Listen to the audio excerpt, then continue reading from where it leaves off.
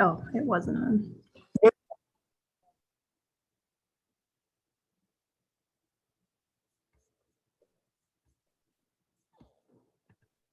We're not on our video was. Do you want the video?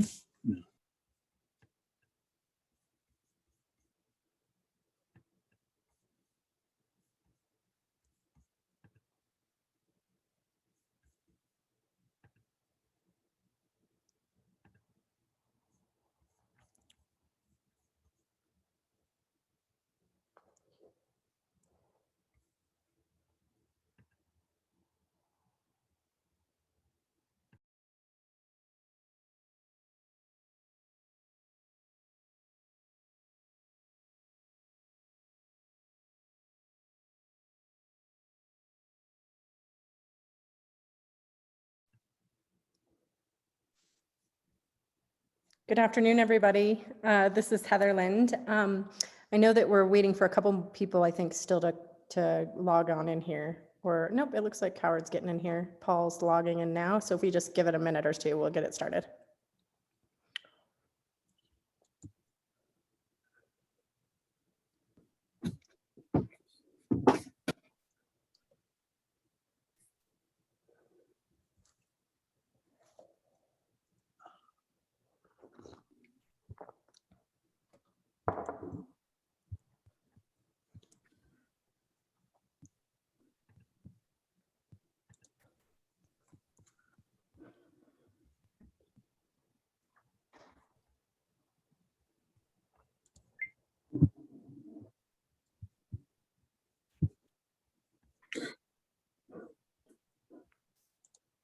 It kind of seems like Paul's having a hard time staying oh, maybe he's back.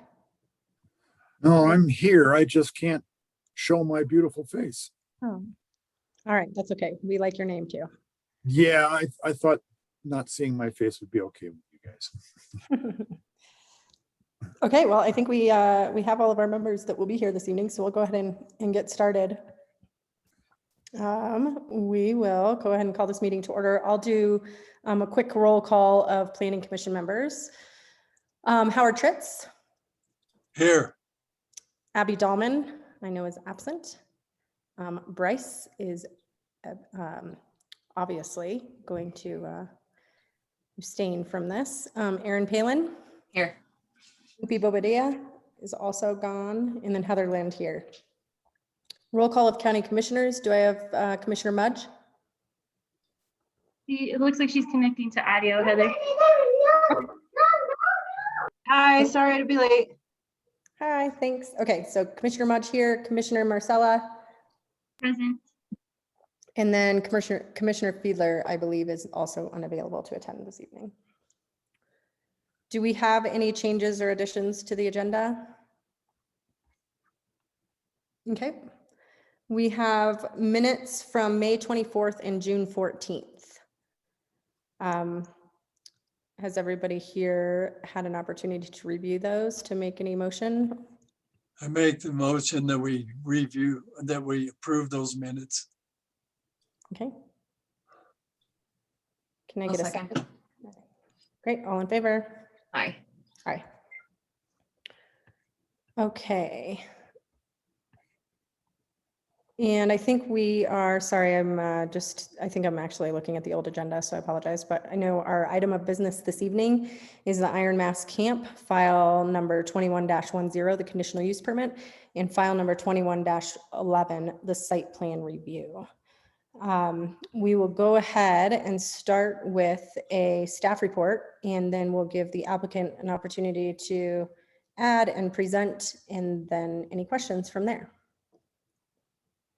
Also, let me, if there's any members of the public here who would like to speak, please just join in the chat your full name and address, right, Anne? And then they can, Anne will call on you during that public comment period. And I also have some that have already pre-registered with me. So, but I would just ask if you would add your address in the chat, that would be great. Thank you. Okay, you can go ahead and start, staff. Thank you, Heather.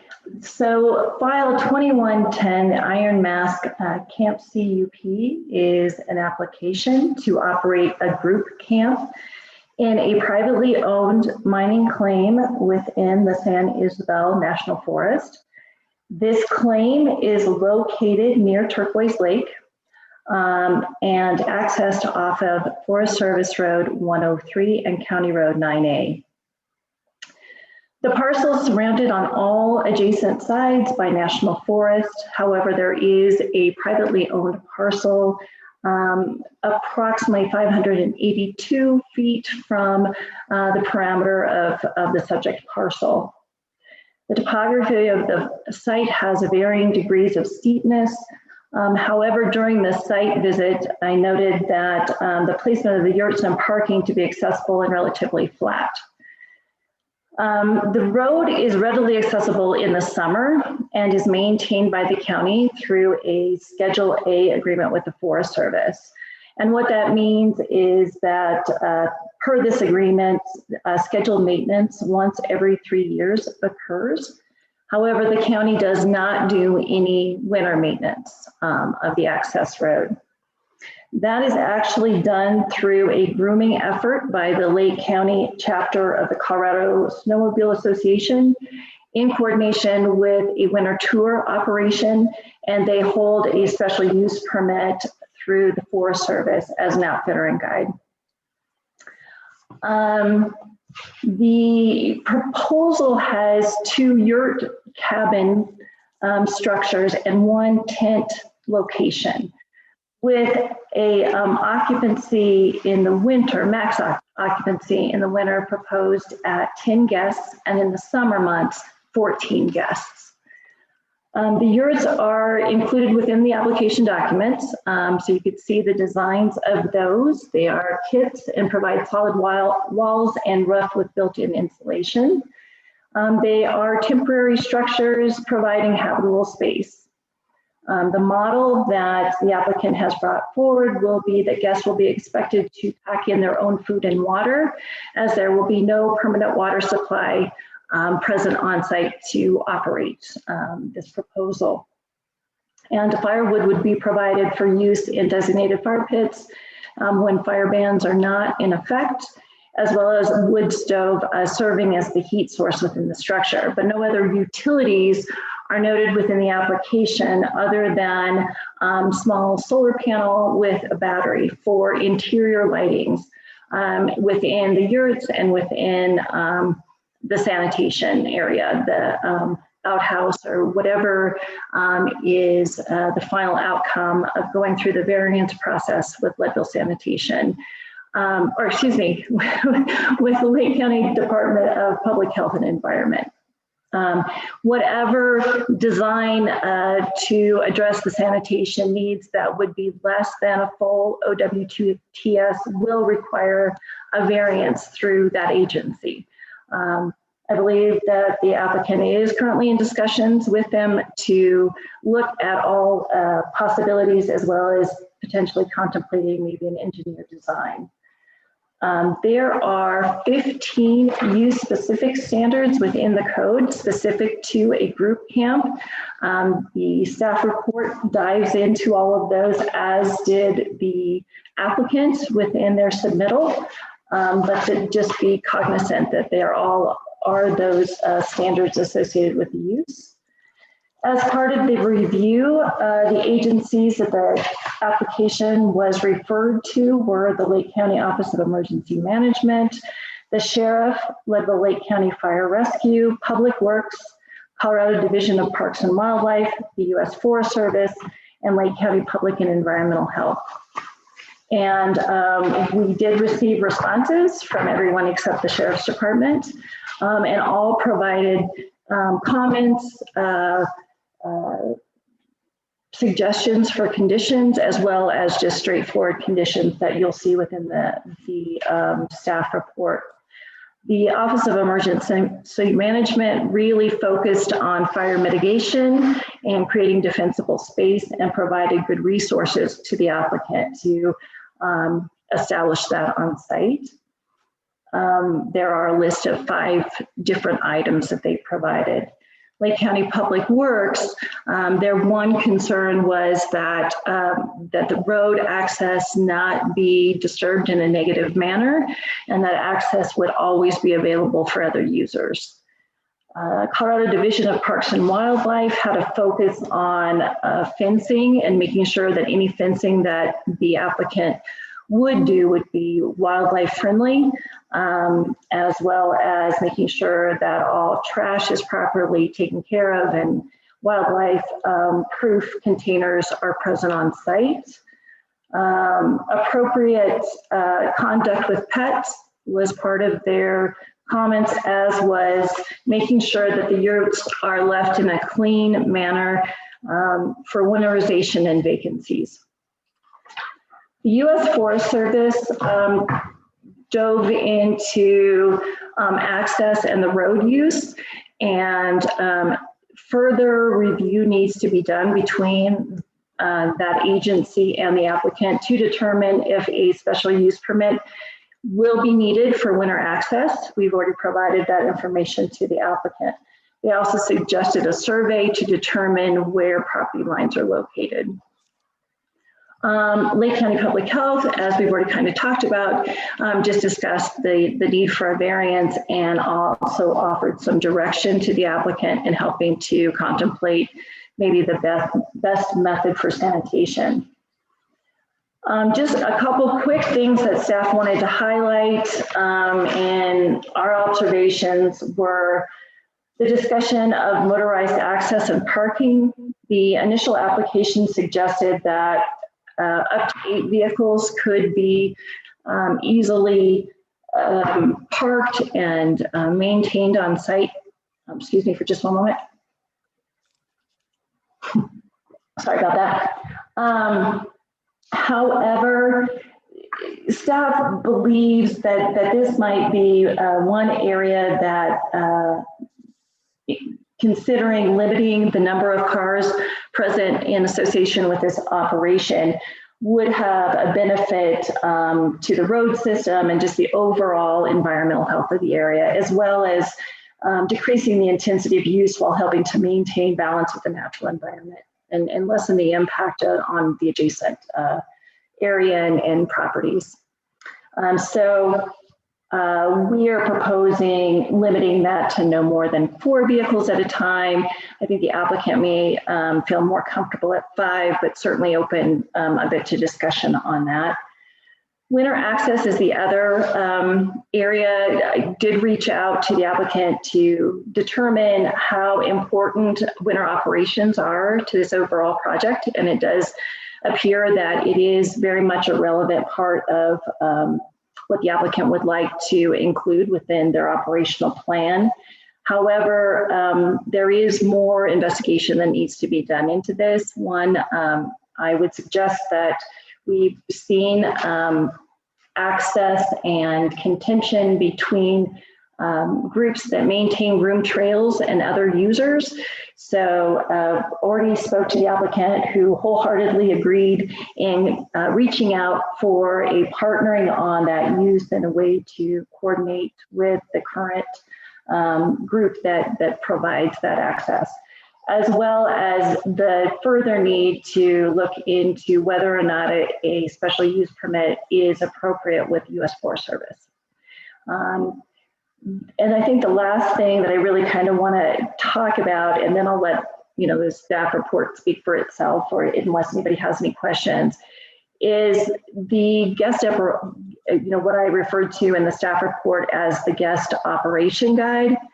I kind of wondered and did some investigation into if you are planning a trip to one of the huts, if you're looking at renting one of the other backcountry opportunities that are available, and how do you educate the general public in code of conduct and access and what's expected in the backcountry. And so I think that a real essential part of creating this is also determining and providing applicant or guests with the appropriate behavior and expectation and knowledge and education that goes into renting this space.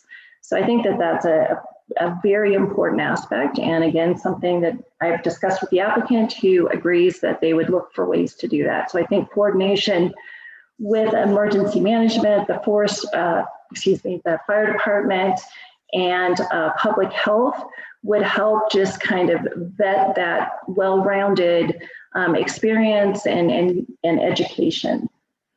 And I think that there are a list of proposed conditions within the motion for approval, as well as there's also a motion for denial that has been provided. I will note that within the referral section as well, the application was duly noticed. We did receive feedback from adjacent property owners. I do have a letter to share during the public input portion. I provided the other letter that was received within the staff report, and I talk about it within there, a concern about use of the road, that we're hoping the condition of limiting the number of vehicles might help mitigate those concerns that we absolutely recognized and thought had true merit to them. And then for the site plan, I'm just going to go ahead and mention that substantially the review would say that they have met the conditions of site plan review. We really kind of cued in on drainage, erosion, light pollution, signage, noise pollution, parking, phasing, and design criteria. And there's a further discussion within the staff report about that, and a few conditions of approval if that motion were to be made. So I would just go ahead and introduce the applicant unless you have any questions for staff. I'm going to pause real quick because I made a boo-boo as far as the beginning of this in opening the public hearing. We started not very long ago with an opening statement just to kind of explain the process, and I did not read that. So just to quickly go through that, and then we can hand it over to applicant. So I'm just going to read this opening statement quickly, just so that everybody understands, and then we can talk about, we can move forward from there. Lake County Planning Commission and the Board of County Commissioners is conducting a joint public hearing. This statement I am reading will be incorporated into and made part of the record on these proceedings. The Planning Commission and the Board of County Commissioners have jurisdiction to conduct a joint public hearing on a conditional use permit application under sections 3.6.1 of the Lake County Land Development Code. The purpose of this hearing is to consider whether the conditional use permit application should be approved. In considering that matter, the Commission will address the approval criteria set forth in section 3.6.1.f of the Lake County Land Development Code. Copies of those approval criteria have been provided and or can be provided by Lake County land use staff. The procedure to be followed in this hearing will be as followed. Members of the Commission and or the board will disclose any ex parte communications. The county staff will make an initial presentation. The applicant may then make their presentation. After that, any other persons either supporting or opposing the application may present their evidence. Supporting and opposing witnesses may be questioned by the Commission and the board. Once questioning is concluded, no further questioning is permitted unless granted by the chair. The applicant may then present any rebuttal evidence. The parties and witnesses are asked not to submit redundant, irrelevant, or cumulative evidence. If someone has already made the point that you wish to make, please simply say so. The chair will also require that all comments be made to the Planning Commission and to the board, and that there be no dialogue between applicant and members of the public. At the conclusion of the evidentiary portion of the hearing, the chair will entertain a motion to close the evidentiary portion of the hearing, and the Commission will discuss and weigh the evidence. Then there will be a motion to close discussion phase of the joint public hearing. The Board of County Commissioners will then leave the meeting, and the chair and the Planning Commission will entertain a motion on the application. The motion may take the form of one of the following recommendations. 1, approve the application with no conditions. 2, approve the application with the recommended conditions. 3, approve the application with newly identified conditions. Or 4, deny the application. The planning director shall make a record of any substantial discussion on the motion and include that in the record with the recommendation of the commission. The commission's recommendation will be in the form of a statement of motion. Are there any objections to the jurisdiction of the commission or to the form or substance of these proceedings? Okay, hearing none, I will now ask each planning commission member present and then each county commissioner if you have any ex parte communications to disclose, and if so, please disclose them now. And I will go through and call you off. Aaron Palin. None. Okay, Howard Tritz. I did have one phone call from a property owner adjacent to the Iron Mask. And I had told him that there was nothing we could talk about concerning this application. And I recommended that if he had any problems, he should come get on Zoom or write a letter or somehow stop the courthouse, whatever it takes, but he should object officially. And I definitely didn't say anything else that I think would jeopardize the case. Okay, thank you, Howard. And I'll mention, just because obviously the applicant also serves as a planning commission member outside of these proceedings. And I'd like to go back to planning commission as well as county commissioners on this question as well. And that is that I think I can say that I have not had any ex parte conversations. I also know that although I fully respect serving on the planning commission with Bryce, I don't feel there's any conflict of interest, any issues with me looking at this application objectively as I would for any other applicant bringing it forward. Do the other planning commission members and county commissioners feel the same? So Aaron and Howard, if you guys can answer that, and then I'll go to the commissioners. I agree. I also agree. Okay. And Commissioner Marcella. I would agree. Heather, thank you. Mm-hmm. And Commissioner Mudge. Agree, Heather, and I haven't had any ex parte communication about the application. Great. Oh, same, Heather, no ex parte communication here either. Thank you, sorry. Great. No, that's great. Thank you. Okay, applicant, you may continue. All right, well, thank you so much for meeting here on Friday night. Sorry couldn't get it done earlier, but I'm glad that we were able to meet this week. So really appreciate you being able to gather here. And I'm going to share my screen so I can have a presentation. All right. So I own this with my wife and our little daughter, Wyatt.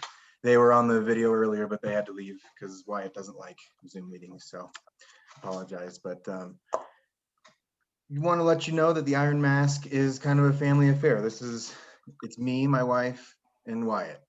And we live at 121 East 11th Street here in Leadville. And we are the owners, developers, construction crew, future employees of this camp. This is meant to be kind of for us.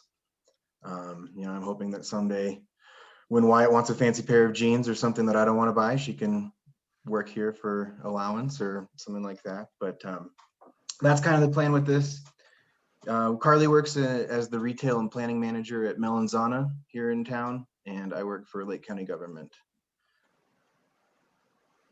So we are seeking permission to be able to construct 2 simple yurt cabin structures, both less than 300 square feet, on the 5594 Iron Mask mining claim for overnight rental.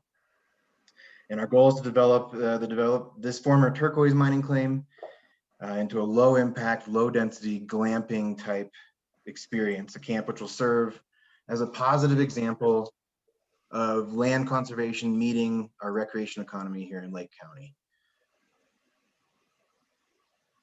So I just wanted to point out these yurt cabins. They are circular yurts, but they're just a little bit different in construction. They're actually, this one is the 20-foot diameter one, the big one for 4 to 6 people. And it's made out of 14 panels that all go together. You can see The inside is a little bit different. It's not that fabric material that yurts usually are. It has these nice rafters on the roof, which adds to the snow loadability. And then the floor system is kind of an integrated pizza pie type thing. And the reason I like these and selected these is that they are very low impact to install. And should something happen where we don't want to do this anymore, we can remove them and not basically leave no evidence that there was even a structure there. You can see on the left-hand picture that the pizza pie floor system, integrated floor system, is tied together with ground anchors. And so that's what you're actually securing to the ground with, is buried anchors that then act to tie everything together.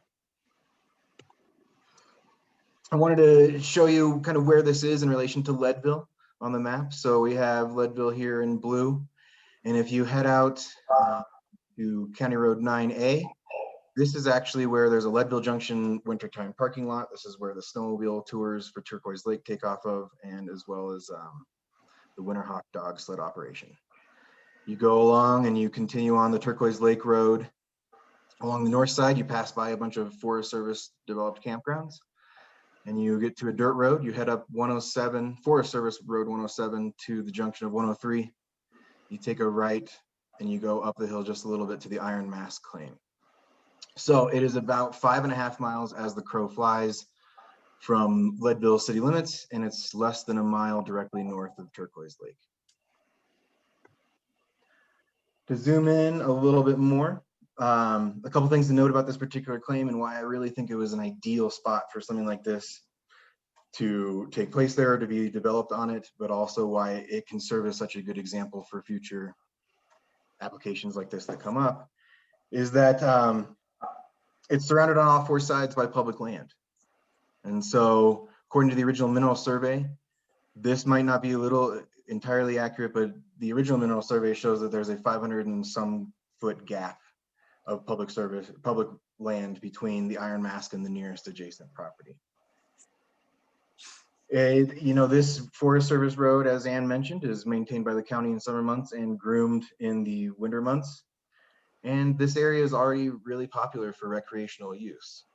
So, we have dispersed camping is very popular immediately south of the parcel. There's lots of fire rings out there. It's just a kind of a flatter area compared to the hills around it. Our goal is to protect Lake County's incredible natural assets. That's why this works, is that we're trying to leverage those natural assets while also protecting them into a sustainable business for our family. And we'll also try to create something that's complementary to other backcountry or side country overnight accommodations that already exist in the county. We're not trying to step on any toes. We're trying to fill a niche that isn't currently being filled. Relatively accessible, private camping, and rustic side country accommodations.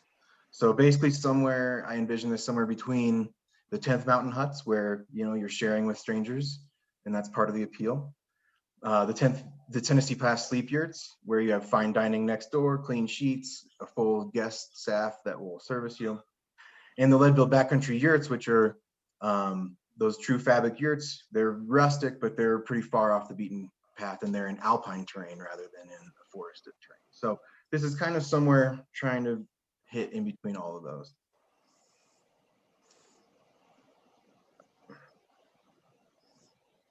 All right, cool. Site plan.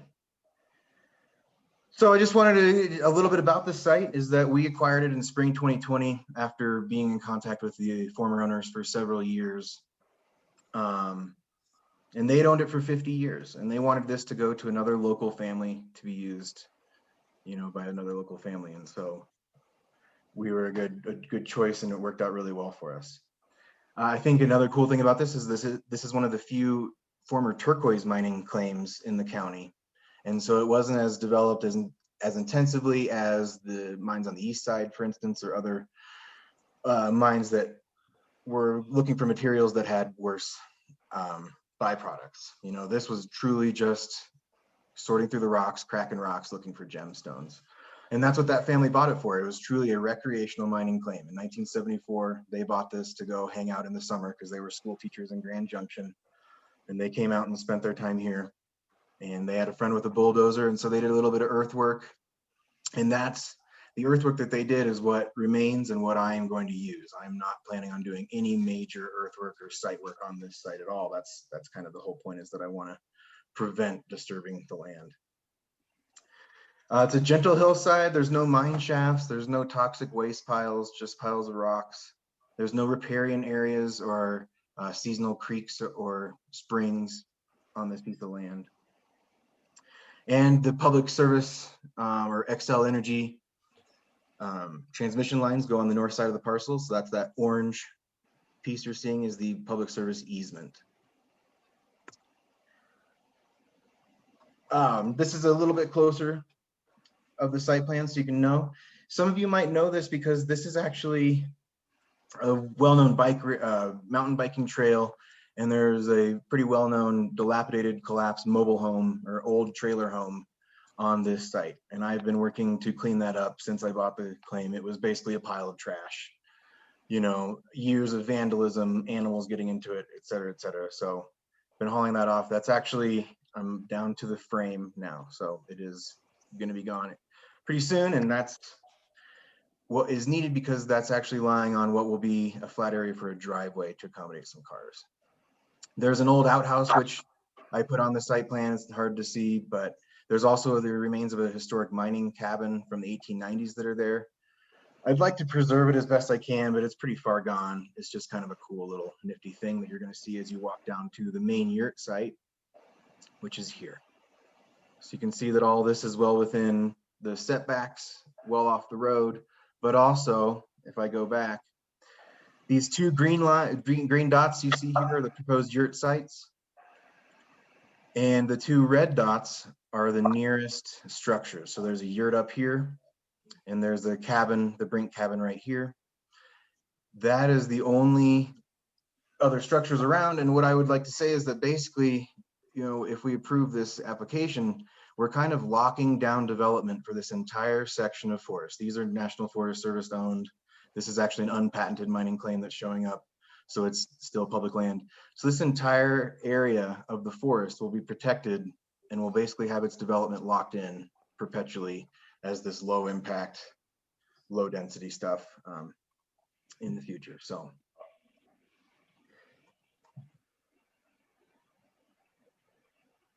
The other thing about this is that, as I mentioned, this area is already really popular for recreation. So this area of the county, you know, has been kind of clearly identified by the U.S. Forest Service when they were developing Turquoise Lake and county authorities for recreational use. This is the county maintains Forest Service 103 through St. Kevin Gulch, so that it's marketed to four-wheel drive enthusiasts. You know, tour operators rent their vehicles to use it on, but it's also groomed in the winter by the CSA in coordination with multiple winter tour operators to use.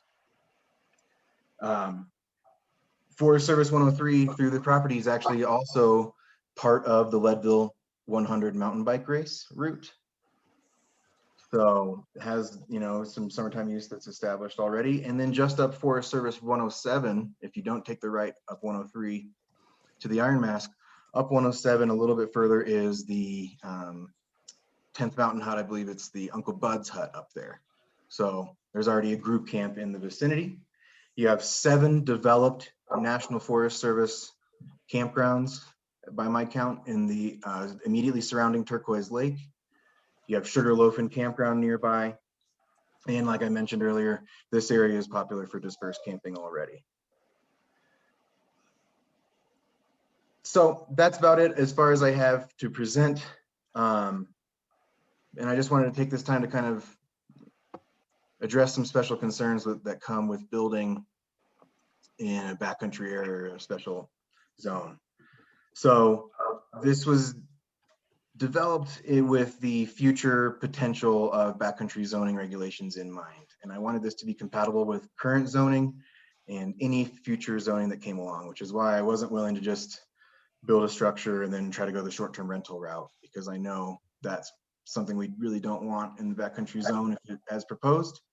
And we want all these group camps to go through this conditional use permit process. So I want this to be a good example of that too, but to also be at home in both worlds, regardless of what the zoning ends up being. As far as blackwater and wastewater, I've spoken with public health, and I've spoken with an engineering firm about getting a pit toilet. That's what I'd prefer, is a pit toilet that's serviced by a septic truck to pump it, so that we don't have to install a septic system. That is my main goal, is to avoid a septic system. It sounds like you have to separate kitchen blackwater from sewage blackwater, so it'll probably be 2 tanks at each outhouse site. There'll be an outhouse at each yurt site. The tanks will be pumped on site in summer months, so they have to be big enough to make it through any potential winter operations.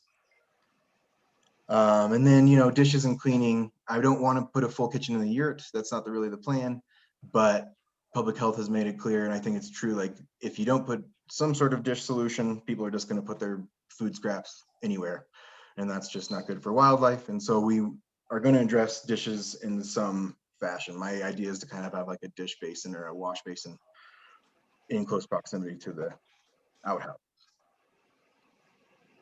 So yeah, I just wanted you guys to know though that our intent is to avoid a septic system. And obviously that's something I'm gonna have to go through public health and the variance process to get finalized, but that is the goal. As far as wildlife protection and impact mitigation, there's no plans for fencing on the property.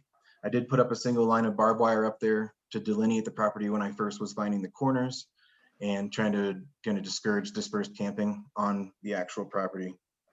So I'm going to remove that though, just because it's not aesthetically the best. There's no on-site trash disposal. You know, guests are going to be expected to haul out their own trash daily. And guests are going to be expected to bring in their own food and haul out any remaining food.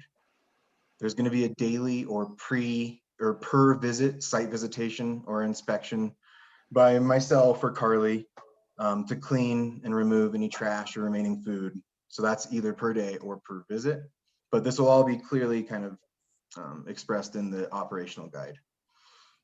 No food or smelly products of any kind are to be left in the yurt cabins during any time. We're not going to even leave any coffee or anything like that up there. The yurt cabins have solid walls, not fabric though, so that's an advantage for making wildlife break-ins a little harder. And then wildfire protection. I've talked to Chief Daly about a visit from the fire department for treatment advice.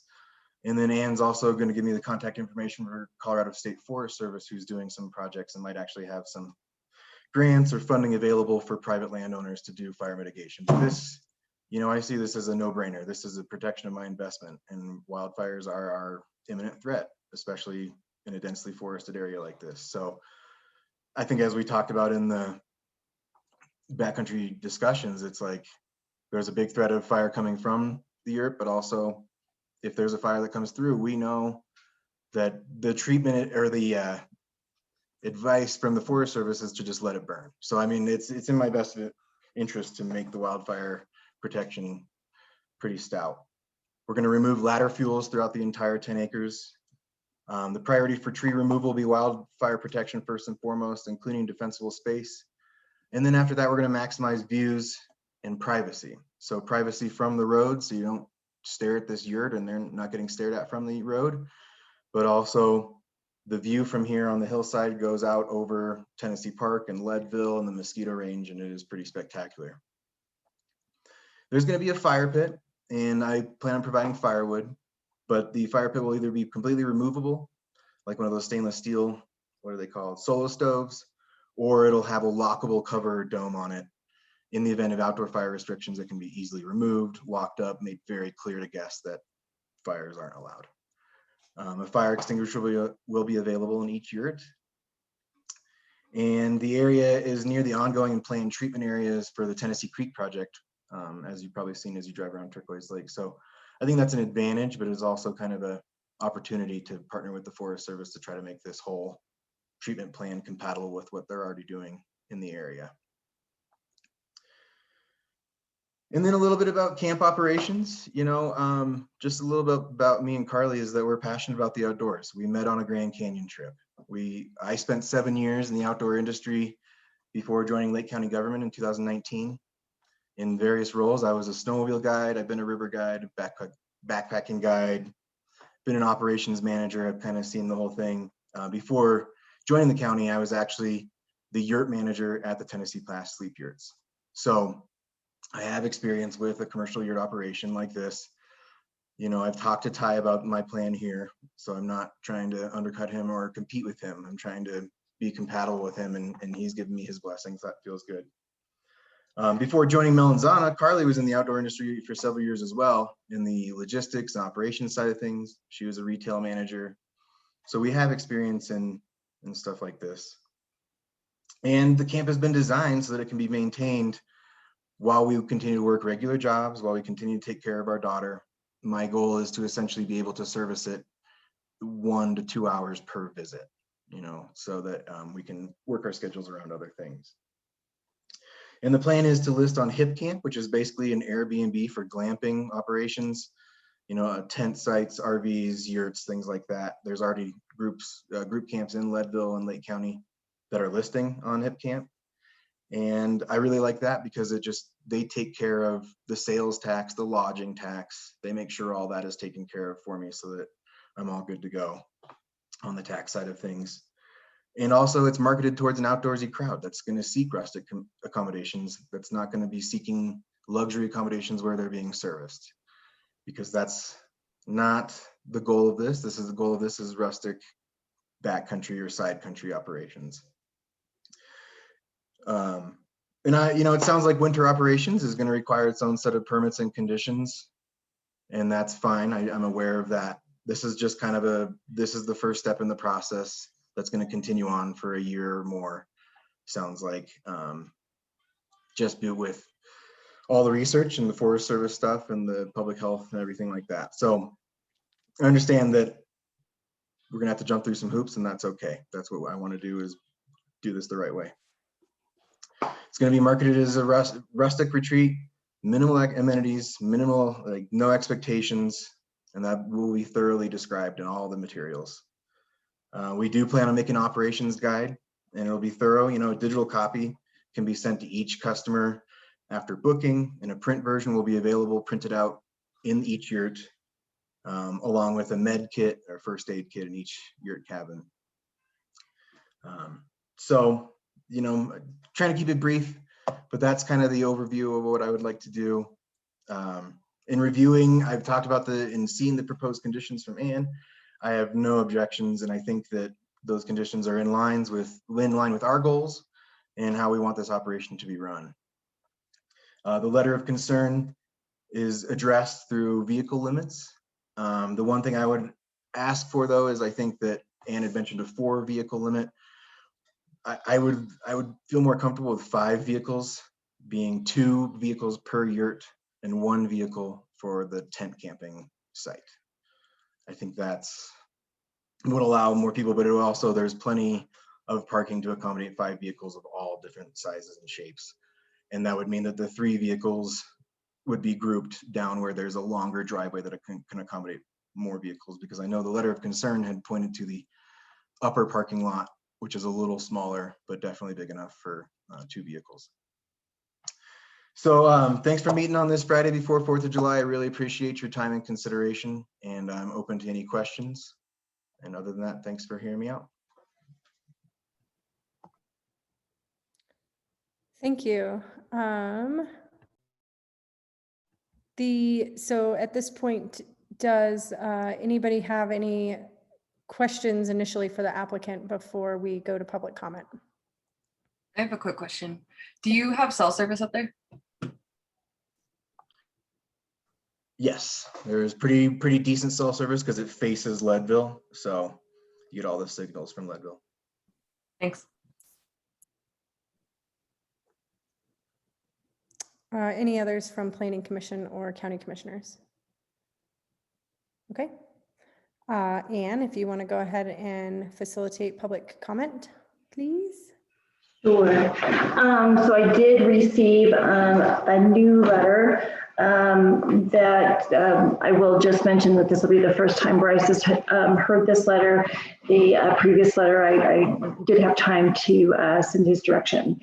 To the Lake County Planning Commission and the Lake County Board of County Commissioners, I have concerns about the Iron Mask Camp CUP file number 2110. The barbed wire strung through the trees at the top of the claim. One strand of barbed wire is a good way for someone to get hurt. A good chance it will be a child. It's certainly not wildlife friendly, as mentioned in the plans. The road from the top of the hill to the bottom is one lane. When two vehicles meet, someone has to back up. There is some steep drop-offs on the east side of the road. I have seen problems on that road several times, summer and winter. There will be more traffic. I think parking is going to be an issue. I think it is a poor plan and a poor location. I oppose the plan. Thank you, John W. Brink, 140 South Toledo, Leadville, Colorado. And Mr. Brink also is an owner of the most adjacent parcel. The other public members that I have signed up to speak tonight, first is Jenny Swango.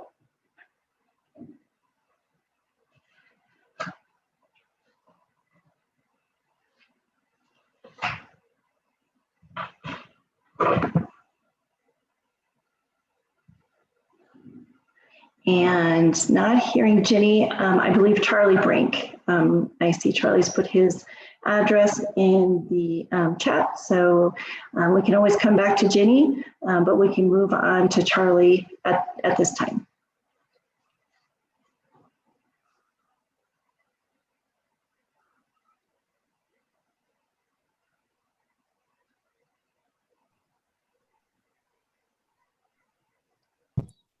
Hello, can you hear me?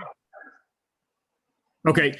I just want to reiterate the traffic concern. There are a lot of steep slopes there. We've had issues in the past there. When you meet head on, somebody's got to back up. With the inexperience of the people that we see up here, backing up is an issue a lot of times. Going off the edge of this road, we've seen several of those. So just kind of reiterate that, and and the parking thing is definitely going to be an issue for us. I think getting that many cars up there. The other point I wanted to kind of reiterate is the maintenance on the road. The county does not maintain that road. They are on a Schedule B, is from what the Forest Service told us, which is basically if there's any severe problems with the road, they will go up and fix it. But other than that, they do not maintain that. We haven't seen anybody up there maintaining it over 20 years. So that is another concern with the added traffic and no maintenance on that road. That could also cause the road to deteriorate. So that is, like I said, this is our main concern. I did want to point out that the maintenance on the road is not. The other thing in the winter months, what we have experienced even with the grooming, it's one lane for snowmobiles. You do hit, oncoming. There again, you got to get off to the side. Snowmobiles get buried real easy up there because it's not maintained wide enough. Again, them steep slopes, that could be an issue. So it's our concern is also for the safety of the other people. So I think that just needs to be a major consideration of the inexperienced type of people that you get up here to do these type of outdoor activities. The outdoor activities are great. I do agree with that. But like I said, for the safety of the people, it's going to be a high issue, I believe. So the other thing, it's not easily accessible if there's a major emergency. No heavy equipment can get up there. You are limited to either a pickup, an ambulance couldn't get up there. So, and in the winter months, you're going to have search and rescue involved if something happens. So I think those are the considerations that need to be addressed as well. So I appreciate your time. Thank you. Thank you, Charlie. I would just go back to the last member of the public that I had signed up was Jenny Swango. And maybe Charlie, you can answer if Jenny's with us this evening. I don't believe she is. She was late and she texted me and said she wasn't going to make it. So I don't think she is on. So, Okay. Yep. Okay. but you Thank did, you. she did have that letter and you have that was with the original submittal, right? Correct. Yes, that's been provided to everyone and to the applicant, the original, along with all the photos. So yes, that's been provided to everyone. Thank you so much. Okay, thank you. Madam Chairman, that is all of the public members of the public that I had signed up this evening. I don't have anyone else. Thank you, Ann. Okay, we'll go back to planning commissioner and county commissioners. If anybody has any questions, and maybe we'll just use the raise hand function. If you have any questions for either the applicant and or members of the public that have spoken.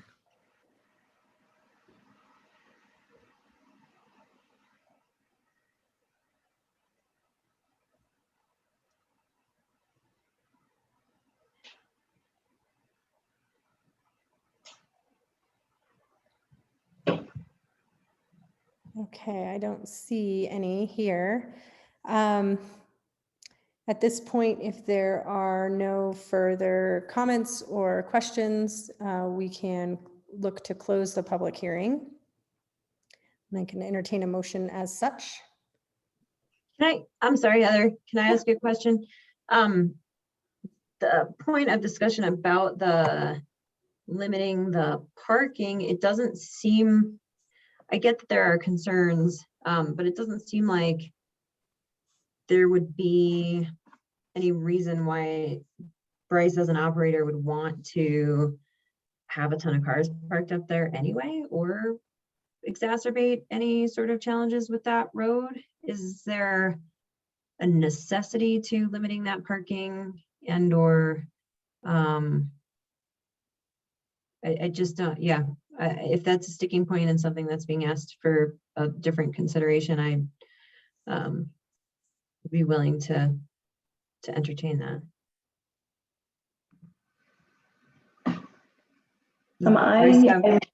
Oh, go ahead, Dan. I'm just going to answer it, and then certainly Bryce can as well. I think that it is a way to mitigate some of the impact and the volume of traffic associated particularly with the use. I think the only, and I think that Bryce recognizes that, the applicant recognizes that as well. I think the only discussion was the actual number staff had suggested 4. And Bryce is more comfortable for his operational plan at 5.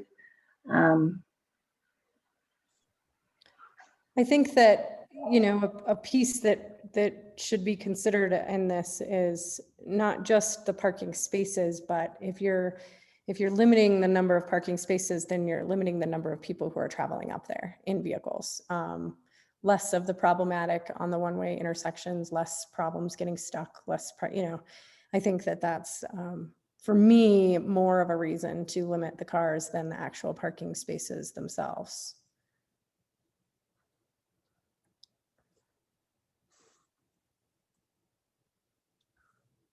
I had a quick question, and I maybe missed or misunderstood that. So, Bryce, the barbed wire that is up there, is that staying, or can you elaborate a little bit more on what the purpose of that is? Yeah, so I originally purchased this last spring, and I noticed that there was a lot of dispersed camping going on where I assumed the property line was. And, you know, as soon as you know where private property is and you tell people and you don't explicitly ban people, then you're liable if they get injured on your land. So once I found all 4 corners, and I didn't know how quickly I was going to be able to do this development plan, I wanted to put that barbed wire up to clearly delineate that, and it's only on one side of the mining claim. There's about 50 yards of it. Oh, so there's one that blocks the parking area because the parking area was attached to a dispersed camping area that was being used that I didn't, couldn't allow the use of anymore. And then the other one was to kind of draw that border so that people weren't accidentally camping on public land or private land rather. So I put it up there to discourage people from going onto the land. Absolutely. I posted no trespassing signs as well. What I plan on doing, because it's not aesthetically pleasing, as I talked about, I want to remove that barbed wire, and I'm just going to remove it and replace it with like custom designed no trespassing signs, you know, that are more in the line of the branding of the yurts operation. So my goal is to still make that line clear, still, you know, and I'll be up there inspecting every visit so I can discourage dispersed camping that way too. But yeah, I hope to replace the barbed wire as soon as possible with signage, just, you know, no trespassing signs. Okay, thank you. Another question I had is, at all times that the property is rented, whether it's one or all of them, if you guys don't happen to be in town or something like that, will there always be a local contact for like emergency or, hey, this group of people up there is doing something terrible, you know, whatever? Are you available for that, or having a, I just feel like anytime the property is rented, there should be a local person without very far to go to be able to address any kind of big concern that could occur up there. Yes, absolutely. I think this was part of my plan. You know, I know I'm going to be around a lot, in town a lot, with Wyatt going to school and everything.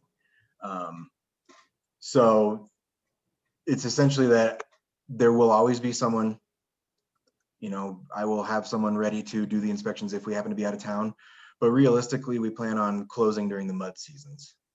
And so that's when we'll do our traveling. That's something I learned from Ty at his operation, is that, you know, you stick around the whole winter and then you have 6 weeks off where you're closed. It's not worth driving up to the yurts anyways without ruining the road. So you close and you do your vacationing then. But so that's just personally how I plan on approaching this, is that I plan on being around all the time, or me and Carly being around all the time and taking our vacations when the yurts are actually closed. But if we happen to have to go to a wedding or something, I do have contacts in town, people that I used to work with at the yurts that are going to help me out with this operation. Okay. Thank you. Heather, I would also offer that suggested condition 5 in the creation of the guest operation guide or equivalent, a method for it to include, you know, fire safety and emergency plan, so that with those kind of backup numbers and, you know, what is the emergency plan, and so including it within that operational guide of a secondary contact in the event that Bryce and Carly would not be available. Well, and I think that's awesome. I think so part of the concern, right, with this, and when we've talked about like allowing short-term rentals in the backcountry district and stuff like that, is just that there are so many inexperienced users that end up renting these types of things. And so having that guide is huge, I think. But then there's also people who rent anything, right? They'll rent a hotel room, or they'll rent a short-term rental, or they'll rent in the middle of nowhere, and they're going to totally abuse the situation. And when you are worried about things like forest fires and or, you know, issues happening, it just would be nice to know that if a neighboring property owner or some member of the public or something like that can call and say, oh my gosh, they have this giant bonfire going on outside. Obviously, applicant's not going to find out until they do the inspection the next day, but nobody's there dealing with it that evening. So it just would be nice to know that you have some sort of emergency contact person. And I don't know if that means, you know, maybe there's a phone number on your signs, or I don't know. And I don't know that it's not like you have a lot of traffic up there. So I don't know that that matters, but it was more or less an idea of if adjacent property owners or somebody going through, or local law enforcement is informed about something like that going on that they can't get to, it's nice to know that the owner and or a representative of such will be in town to be able to get there quickly if something like that was going on. Howard, I see your hand up. Yeah, after hearing Bryce's talk, I'm a little surprised, Bryce, that you would string barbed wire out in the woods like that rather than putting up no trespassing signs.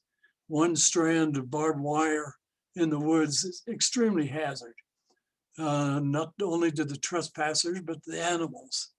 However, having said that, my one concern would be that you've already stated that you're going to keep the road open, but we got to make that perfectly clear because it is a public road and it has been in use by the public for over 70 years, probably 150 years. And it's used by other people in that area. And I'm not really sure if it goes all the way over to Porcupine Gulch or not. And if it does, I don't think it gets that much use that way. But anyway, that's my biggest comments at this time.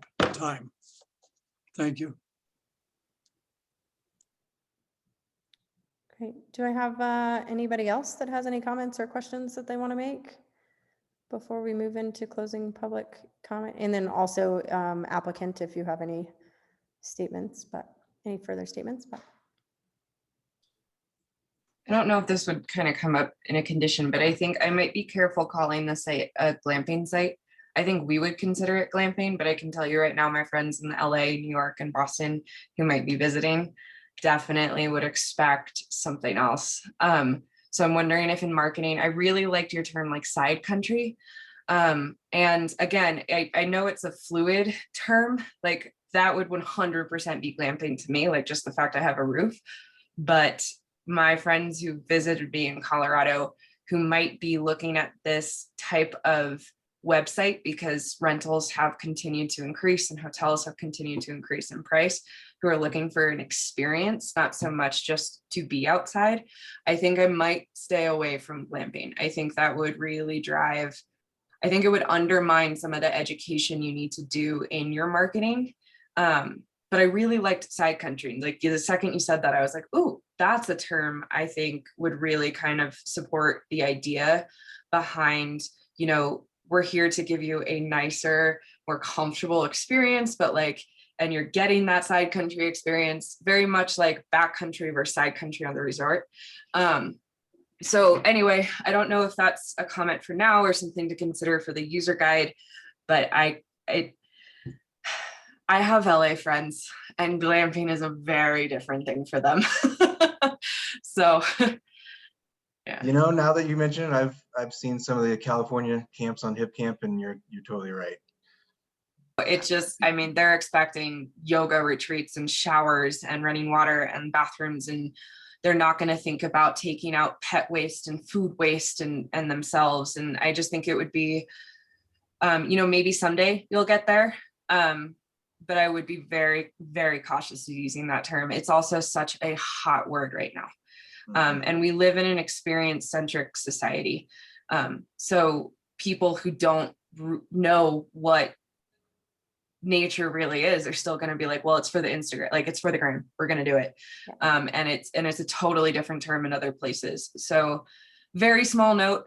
But again, marketing is my background and I know what people jump on and words we choose matter. So I thought I'd throw that out there. thanks, Erin. I think Thank you, that's a Erin. great point. Yeah, I think that that's you know, kind of my biggest concern is just making sure that the marketing / information prior to booking is such that people really do understand what they're getting themselves into. I don't know how many people here have driven up the road that accesses this property. It's totally doable without, you know, having too much of a trouble, depending on which direction you come from. But it is still, you know, there are people who get scared driving over Fremont Pass, you know, coming to Leadville. So coming up and driving up that road to get to this property is a totally different experience, right? And so, and I do worry, you know, I take the comments that have been then brought forward by the public to heart, because I agree. I think that there could be some potential conflicts with that, with people with the inexperience of really understanding what going into the backcountry and renting one of these yurts is. That being said, we have plenty of them, throughout the community that have worked and have similar kind of access issues. I think just as long as we're very aware and cognizant of the deterioration it does do to those roads and how that mitigation is going to be taken care of. And I don't really know what that looks like as far as, and maybe one of our commissioners can chime in on that, but I know that Mr. Brink had brought up that the county doesn't, systematically maintain that road, which is accurate, but mentioned something to the effect of if there's some sort of issue, then they come in and do something. But I guess I'm wondering at what point do the property owners get a say in when that happens and when it doesn't happen, and whether somebody's use is causing something to not work out. And I just don't know how we've handled that in the past, where I know that people aren't supposed to be upgrading those roads themselves, but I just don't know, I guess, detail technicality wise, how the county has handled that in the past. And I don't know if Ann or the commissioners can weigh in on that. I cannot give a great answer, but I think that it's worth the question of, between that Schedule A and Schedule B with the Forest Service. I think it's probably more of a Forest Service question, and when it goes from looking at, which list it gets on. We do have an annual, Schedule A roads, the county works with the Forest Service regularly to do that maintenance. And I think that's a good question of what level of traffic, regardless of whether or not you're a property owner over there, but what kind of activity and traffic might trigger that to then get more regular routine maintenance. Yeah, and do you mind if I speak? Yeah. Point. I know that the Brinks had mentioned that they've never seen the county up there, and I haven't either, but I've only owned it for a year. But Michael Irwin at Public Works did say that this was a Schedule A road graded every 3 years.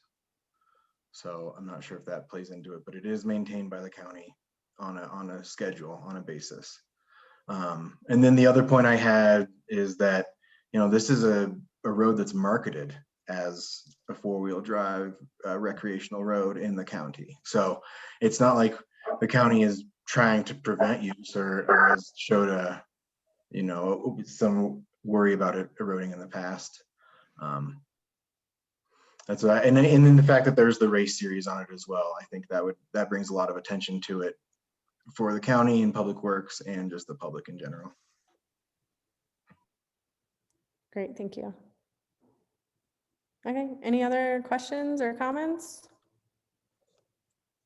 Yeah, I have, as far as the road maintenance, I often, several, 3, 4, 5 times a year, maybe drive up to the Uncle Bud area, to Bear Lake, St. Kevin's, and through there. And I don't ever remember it being graded. I mean, for years. I guess Mike says he does it every 3 years. They don't put too much effort into it if they do. And I personally kind of like the idea of a 4-wheel drive road as it is advertised, remaining somewhat 4-wheel drive. Otherwise, you're going to have people driving Cadillacs, Lincolns up there and having major problems. So I'm not too worried about the road condition. Great, thanks. All right, any others?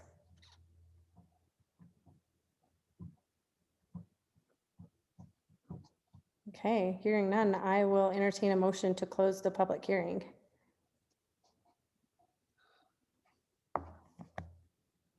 I'll make that motion to close the public hearing since Aaron isn't.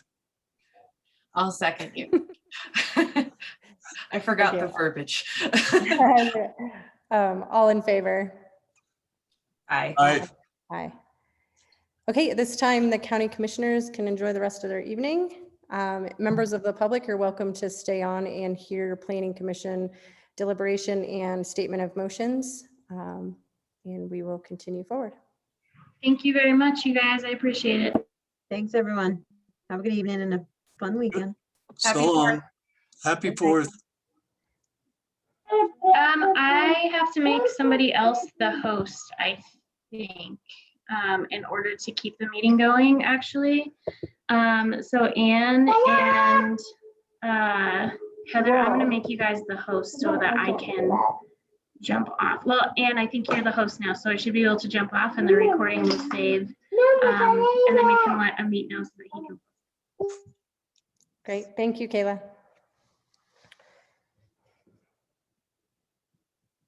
Okay. Planning commissioners, any comments or discussion items before we entertain somebody making this motion? I think mine are more in line with that operations manual. I don't think everything I've kind of heard about the plan makes sense. I don't think there's anything in the code that doesn't necessarily support it. But I think there's valid concern and, you know, the marketing of a four-wheel drive vehicle. And I think there's ways to market it and to explain this without deterring interest. I mean, you want someone who wants to be in the outdoors, not Cassie and Kim who just think a dirt looks cute. So there's got to be a way to kind of realistically market it. Now, I don't know if that's something we can put in the plan or in kind of conditions or anything, but that's what I kept coming back to. I really wouldn't throw the word glamping in. I think it would be important to have a 24-hour emergency line. I don't know if that's just the non-emergent Leadville PD line. I don't know if the sheriff's county has one. I don't know if it's as simple as, you know, you create yourself a Google Voice number. So if that rings in the middle of the night, you know, it's, you know, connected to your business and not the home. I think part of that operations manual is really important to, you know, reestablish that dog leash rule. I think a lot of people push that. I think it's important to say. And then I asked about the self-service only because I know that there are wonderful procedures in place if a wildfire was in the area and for them to kind of go to that place. But what if a ban is in place during someone's stay and they're not necessarily used to paying attention to that? If you could contact them to let them know it's changed. So that was kind of that was why I was thinking about cell service is sometimes the stuff changes and people don't know our local resources to see that. You'd be surprised how many people driving down Highway 9 in Summit County with 2 different fire warnings and signs are like, wait, what's the fire danger? So that was where those were all of my comments. I really like the fire extinguisher. I think the medical kit is really important. Everything else. And in terms of the parking, I am in favor of, I think, the 4 or 5 over 8, but that's more, I think, a judgment call on, you know, parties. I think people who want to go up and kind of be isolated, it's families. So you have limited adults and kids and they can fit in a vehicle. So I'm in favor of the 4 to 5. I think it would be interesting to really kind of find out those questions with the Forest Service about maintaining and what would happen, what you're responsible for, where you would go if you did find an issue or a guest complained about the issue of an issue on the road. I think it would be good for you to know that ahead of time. Yeah, I think those are my things. So I don't know if any of the kind of operation comments needs to be specified. I think they can fall under some of the general terms in that condition that's been presented by staff. But those were kind of, I say this, I have friends I love, but it blows me away every time they visit, like the things they don't know. So that's kind of where some of this is coming from. Yeah, agreed. I think that's my biggest concern too, just because, you know, we deal with them with the short-term renters on a daily basis, and some of them blow me away every day. Yeah. And I think it'll start, I mean, just like anything, the more and more well-known it becomes, the bigger group of people entertain it. And so I think you'll start out with like a core people who are really well aware of what a backcountry yurt is. But as it gets more and more popular and the county gets busier and busier, I think that education piece is really going to be important. Agreed. And I think what we could do is amend condition number 5 to say that it includes, the guide includes appropriate, I don't know, maybe the guide is going to be at the unit and not provided beforehand, but I almost think the guide would come out beforehand. I think Bryce said it was both going to be electronic and in person. I definitely support both of those. Yeah. 'Cause people And- don't read to begin with. No, and I worry a little bit that they just won't read that stuff. But if you say things like including, or if we added to that condition that it would include detailed information about access restrictions, and including that 24-hour emergency contact phone number. I think we could add those 2 things to that. And I don't know if there was something else you wanted to add to that. We can, and then we could have either a separate condition, or we can incorporate it into this one that says there will be this operation guide, but then also applicant agrees to include such verbiage in any marketing pieces as well, as far as clear language to identify the type of. Yeah, like education and good, like continuing education of the realities of a side country lot, or however, because it's going to evolve, right? You're gonna go through different phases, and the website will start out one way and you'll develop it when you learn things. But one thing I think this is just more for you to think about, Bryce. I don't know if you guys are planning on having anyone sign or initial a waiver, but that might be one way to get some serious acknowledgement out there, and it might protect you in the long run. And that's probably a future conversation. But I have a comment too, real quick. Just you could put a check and balance in here that this piece needs to be approved administratively. So if you feel comfortable that staff can review this and kind of do a quick internal referral out of the final format in the format, and we can do a quick administrative, so you could just make it have regarding content and provide a copy for approval to building and land use, so that we have just kind of a process. Also, I think I'm hearing twofold. I think first there's the educational piece and the expectation for the renter, and then also if a member of the community or some way to contact to create that situational awareness. So like on short-term rentals, we have the 24, the emergency contact present within the unit, but we also keep those licenses available for dispatch emergency contact. So also giving and updating the emergency contact with building and land use, so that we can provide that to dispatch. And that's how we kind of help facilitate short-term rentals in making sure that so that the tenant or the renter, the guest, has the emergency, and then we have it internally for situational awareness as far as dispatch. So, and then I'll let Bryce talk.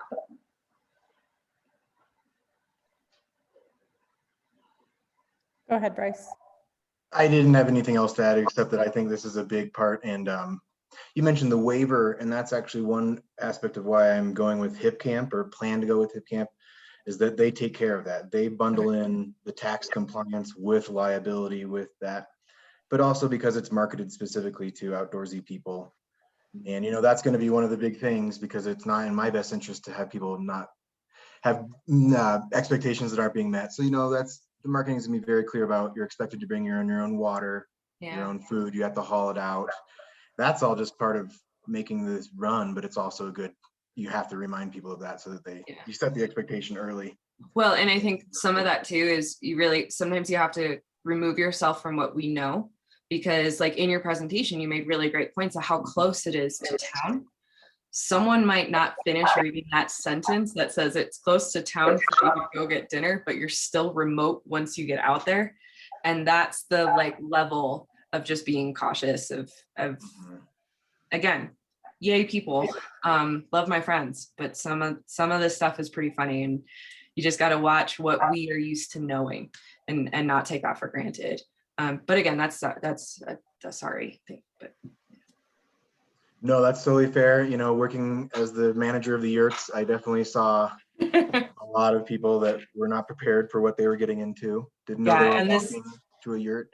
So I get that, you know, giving them, I'm going to try to make my experience as a guide, you know, I'd have to give everyone a safety introduction before any guided tour. And so I'm hoping to translate that experience into a written format with pictures and everything as examples as well. Yeah, and I think we keep coming back, or once Heather said it, I keep coming back to that phone number because I think it would alleviate a lot if you do get complaints or, hey, whoever's staying in that yurt went out down to the lake and walked, but they parked blocking the road. That would be really detrimental, I think, to both local, you know, people already using that space and the visitors themselves. So how to troubleshoot stuff like that in a timely manner. You know, also in the operations manual or whatever you have there, there should be a rule for the people to protect the private property up there. And hopefully people like Brink will have signage like no trespassing on their properties. But a lot of that is Forest Service, and there's no problem with that. But the few property owners up there, just to remind these Los Angeles people that they should enjoy what you have and not other people's property.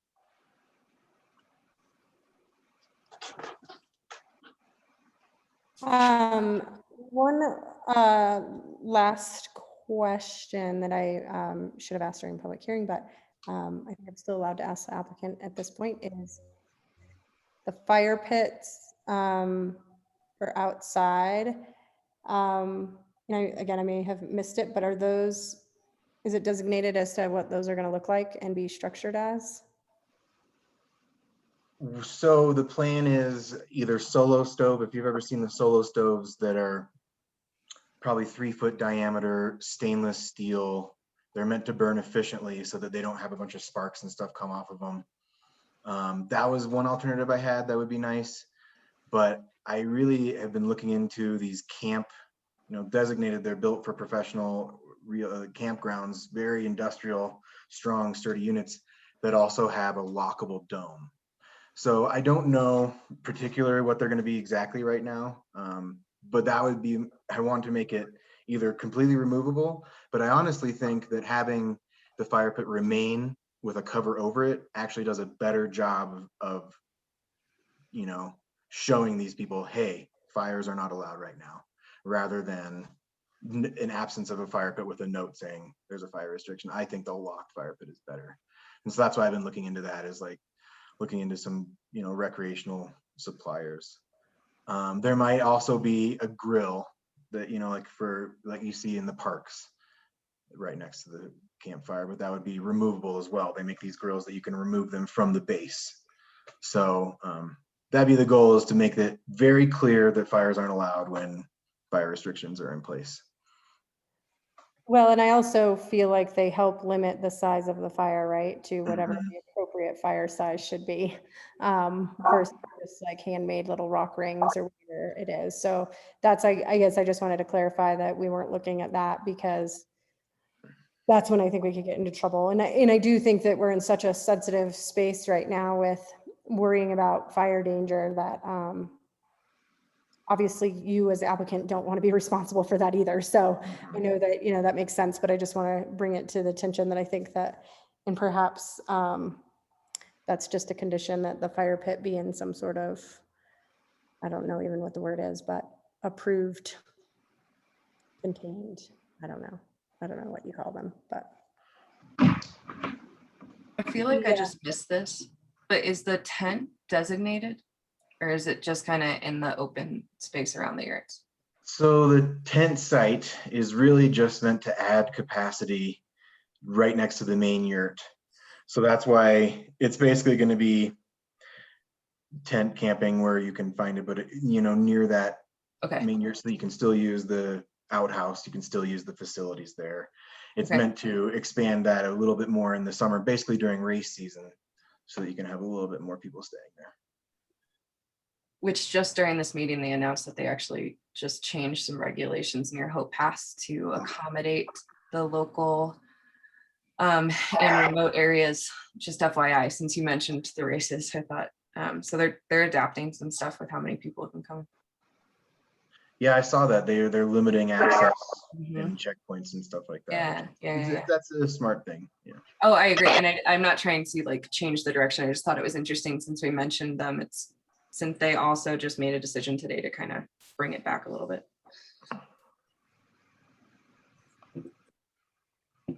Okay. Well, cool. Do I have somebody who wants to start off with a motion here?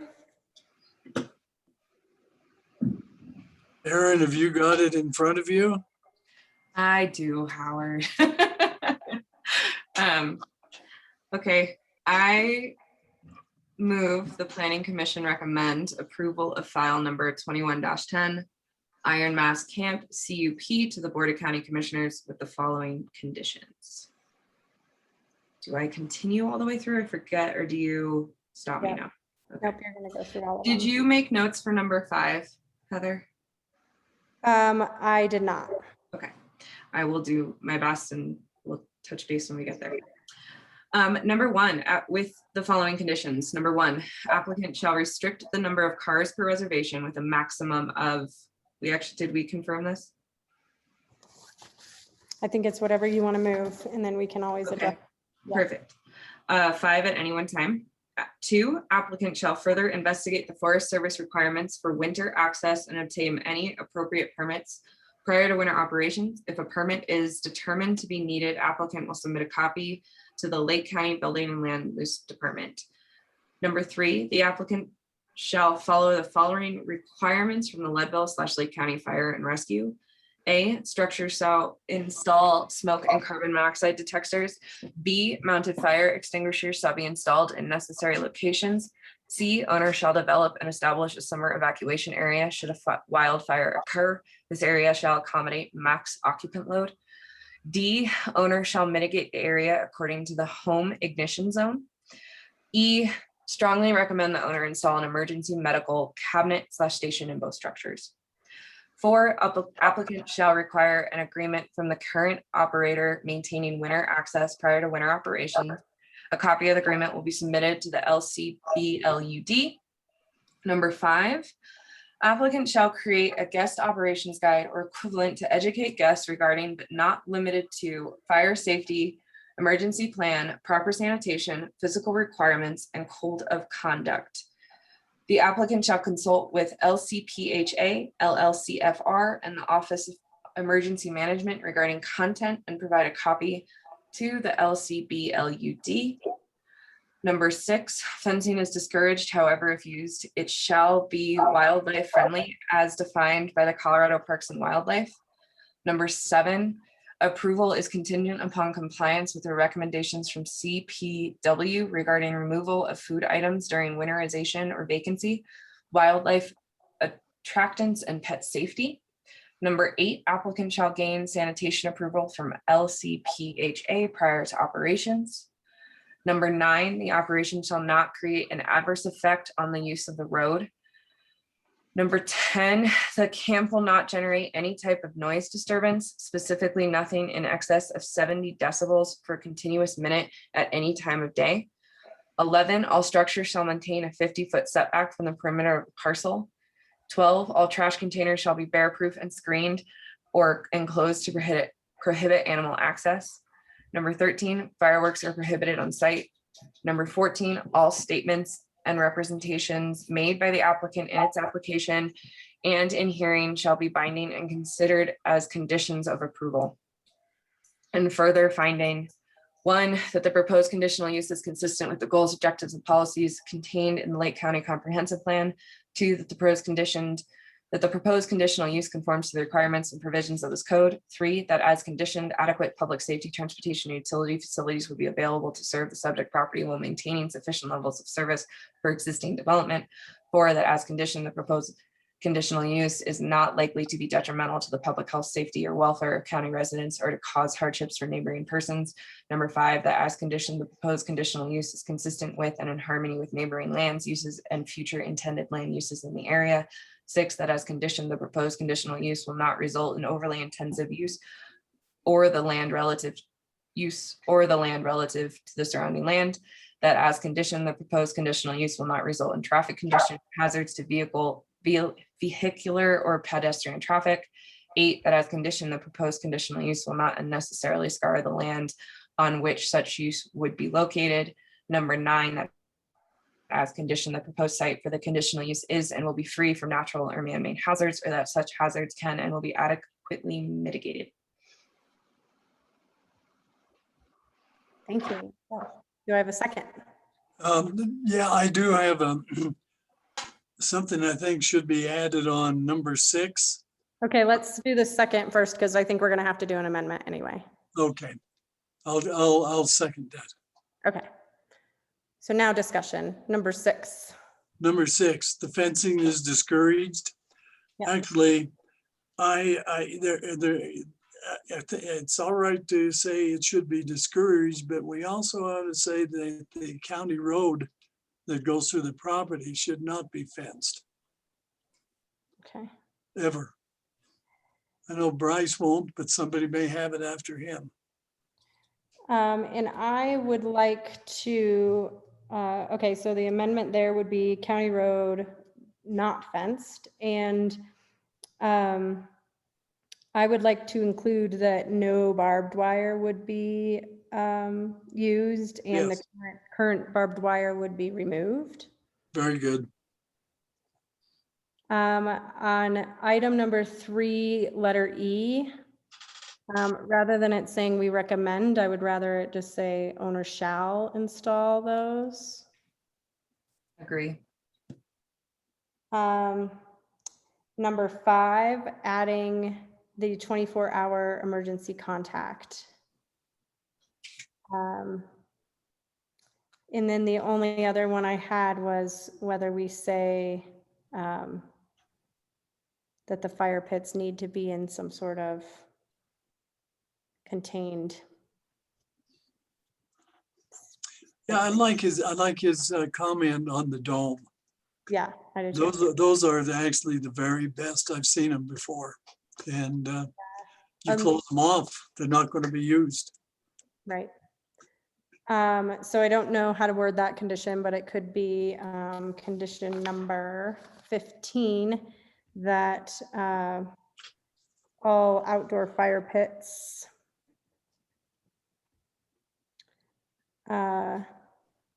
Be domed.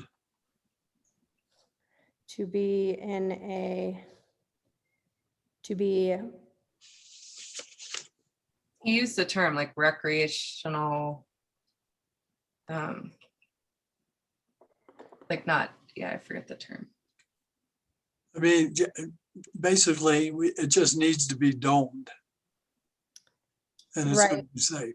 but you know how you also like, when there's a fire ban, they'll say that unless you're in a certain type of, you know, in like Forest Service, will say Forest Service approved, like metal, steel, something. I just- Commercial, The word, commercial fire ring. commercial- yeah. So maybe a metal or concrete fire, you know, approved fire pit with a grate. Permanent fire structure or something. Yeah.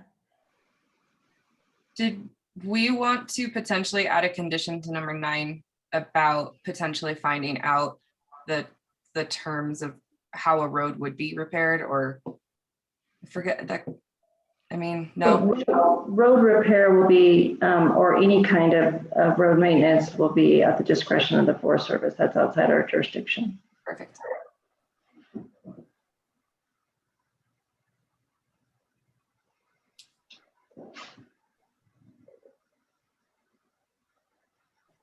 Do you want the fire pits to have the ability to be secured and approved by the Lake County Fire Rescue?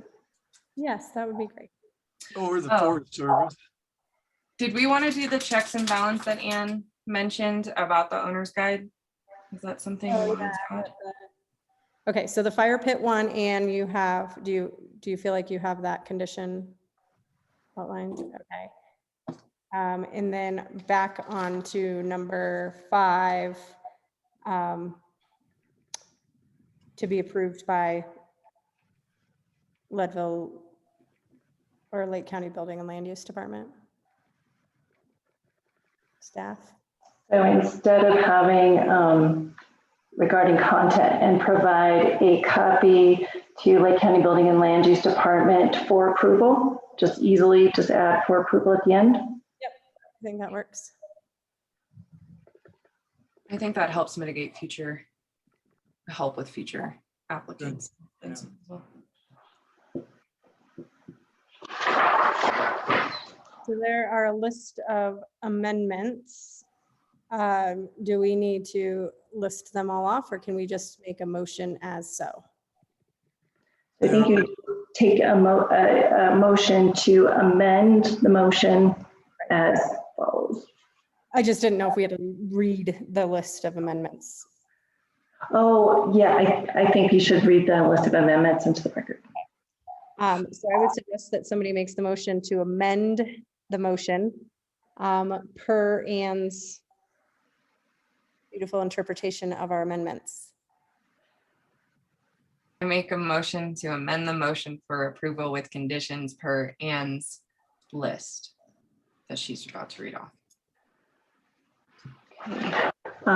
Item number 5, applicant shall create a guest operation guide or equivalent to educate guests regarding but not limited to fire safety, emergency plan, proper sanitation, physical requirements, and code of conduct. The applicant shall consult with Lake County Public Health and Environment Agency, Leadville Lake County Fire Rescue, and the Office of Emergency Management regarding content, and provide a copy to the Lake County Building and Land Use Department for approval. Number 6, fencing is discouraged. However, if used, it shall be wildlife friendly as defined by Colorado Parks and Wildlife. The current barbed wire shall be removed prior to operations. The roadway shall not be fenced at any time.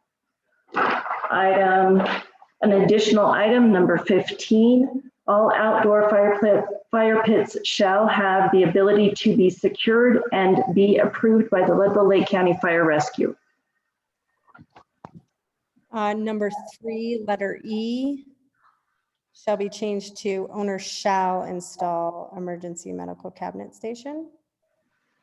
And number 5, the operation guide shall include a 24-hour emergency contact.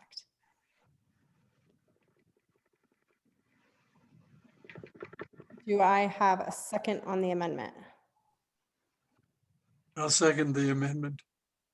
Okay, any discussion on the amendment? Okay, can I get a roll call vote, please? Commission Member Palin Aye. and Commission Member Tritz. Aye. And Heather Lind, aye. And now for any discussion on the original motion. Okay, can I do a roll call on the original motion? Commission Member Palin Aye. and Commission Member Tritz Aye. and Heather Lind, aye.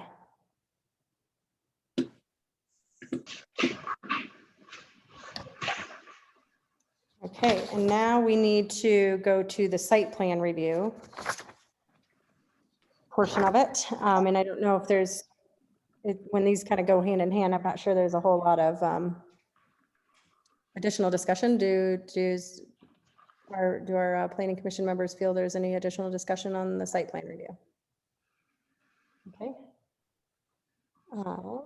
Can we get a motion to approve the site plan? I move, oh, You're going to do it, go ahead. do you have it? Um,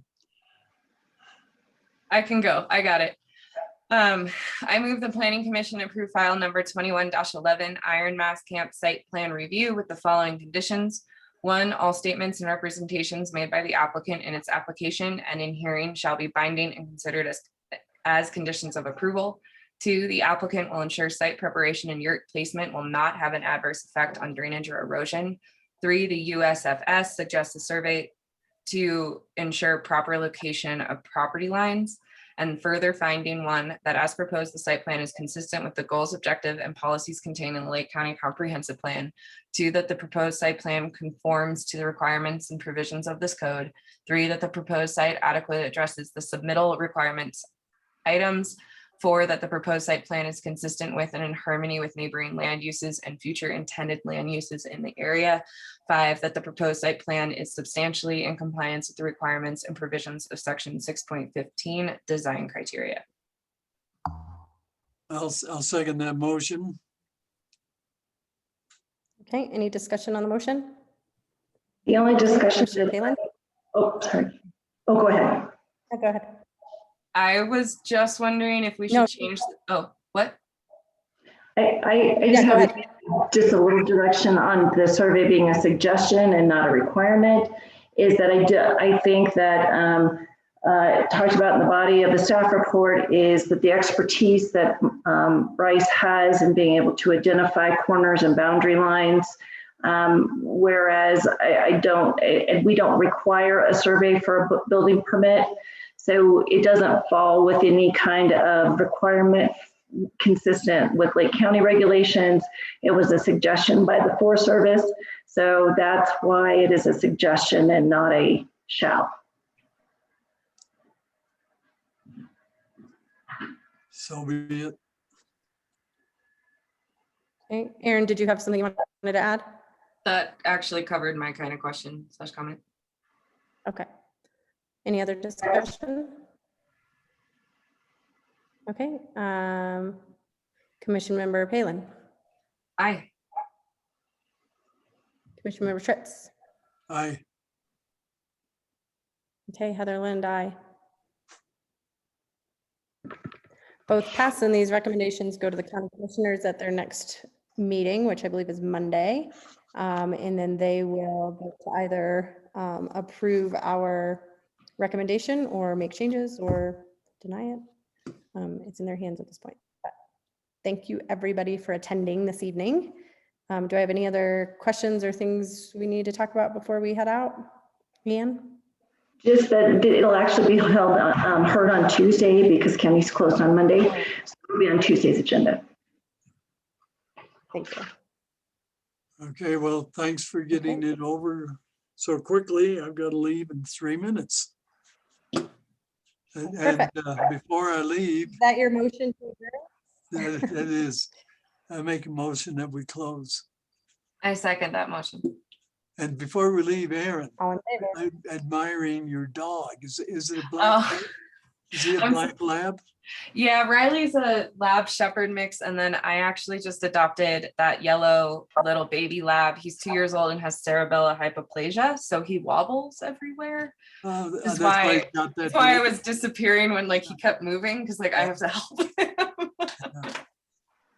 But thank you.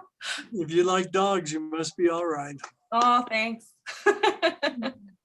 Can you tell my house? I've always blocked this, but my house is literally for the dogs. Yeah, the dogs run our house. We went to the dogs. Yeah, exactly. All right, I'm leaving. See everybody. Have a great weekend. Good night, everybody. Have a good night. Good night, everyone. Thank you all. Thank you all for your time and consideration. I appreciate it. Yeah, happy holiday. Yeah, happy 4th.